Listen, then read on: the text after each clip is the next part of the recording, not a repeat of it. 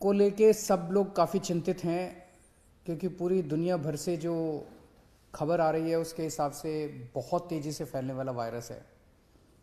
उसकी समस्या को डिस्कस करने के लिए और उनकी तैयारियों को करने के लिए आज सुबह मैंने सभी विभागों की मीटिंग ली थी तैयारियां करने के लिए।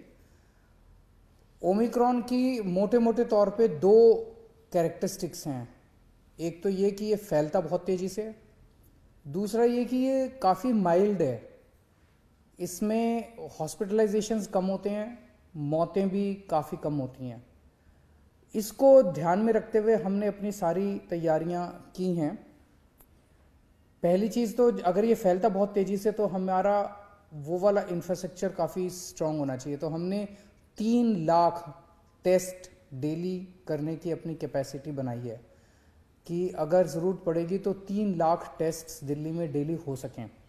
अभी 60-70 हज़ार टेस्ट तक हम डेली करते हैं, लेकिन 3 लाख टेस्ट तक करने की ज़रूरत पड़ी तो हम कर सकते हैं। दूसरा ये कि पिछली बार जब सेकेंड वेव आई थी, अप्रैल के महीने में जो वेव आई थी, उसमें 26-27 हज़ार केसेस डेली मैक्सिमम तक गए थे, सबसे ज़्यादा से ज़्यादा जब हुई थी। इस बार हमने अपनी तैयारी की है 1 लाख केसेस पर डे अगर होते हैं तो उसके लिए भी हमने तैयारी उसके हिसाब से की है। चूँकि ये माइल्ड है बहुत ज़्यादा, तो हमारा पूरा एफर्ट ये रहेगा, हम जनता से अपील बार बार ये करेंगे कि आप अपने घर पे रहिए, अस्पताल में मत भागिएगा जब तक कि आपके सिम्टम्स थोड़े वो नहीं होते। तो अगर माइल्ड सिम्टम्स हैं तो आपको हम कोशिश करेंगे आपके घर पे ही, आपके घर के कंफर्ट में आपका इलाज हो। तो हमारा जो पूरा होम आइसोलेशन का मॉड्यूल है उसको हम बहुत स्ट्रांग बना रहे हैं।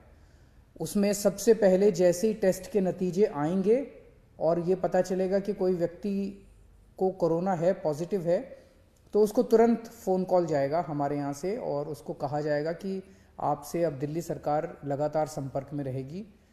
अगले दिन उसके यहाँ दिल्ली सरकार की तरफ से एक मेडिकल टीम उसके घर जाएगी, उसको एक किट दे के आएगी जिसमें उसकी दवाइयाँ होंगी, उसका इंस्ट्रक्शंस होंगे, ऑक्सीमीटर होगा, वो सारी चीज़ें उनको दे के आएंगी।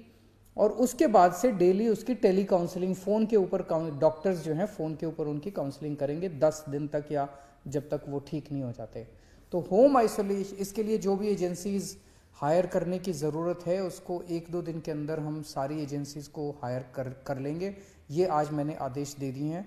तो होम आइसोलेशन को हम काफ़ी स्ट्रॉन्ग करने जा रहे हैं। जैसे टीम्स जो जाएंगी घरों में, अभी हमारी सरकार में कैपेसिटी केवल 1000 केसेस पर डे की कैपेसिटी थी, 1100 केसेस पर डे की। आज जब मैंने मीटिंग ली, इसको हम 1 लाख केसेस पर डे की कैपेसिटी तक ले जा रहे हैं कि अगर 1 लाख घर भी डेली विजिट करने हुए तो हम उसको कर पाएंगे।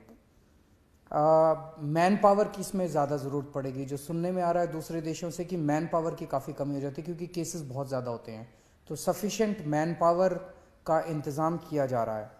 2 महीने के लिए मेडिसिन्स का स्टॉक तैयार किया जा रहा है, वो अगले कुछ दिन के अंदर खरीद लिया जाएगा। 2 महीने के लिए हमारे पास दवाइयों का स्टॉक रहेगा, उसकी कमी नहीं होनी चाहिए। पिछली बार ऑक्सीजन की कमी हो गई थी, उसका भी पूरा इंतज़ाम किया गया है।